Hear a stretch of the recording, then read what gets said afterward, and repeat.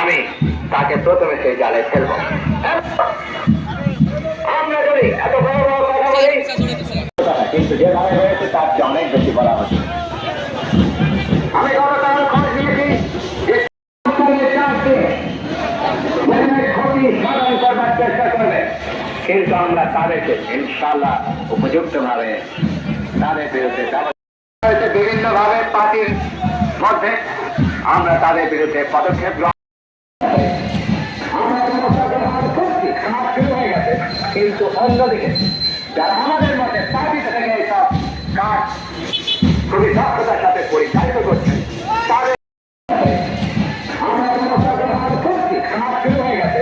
কিন্তু অন্যদিকে যারা আমাদের মধ্যে পার্টি থেকে এইসব কাজ খুবই দক্ষতার সাথে পরিচালিত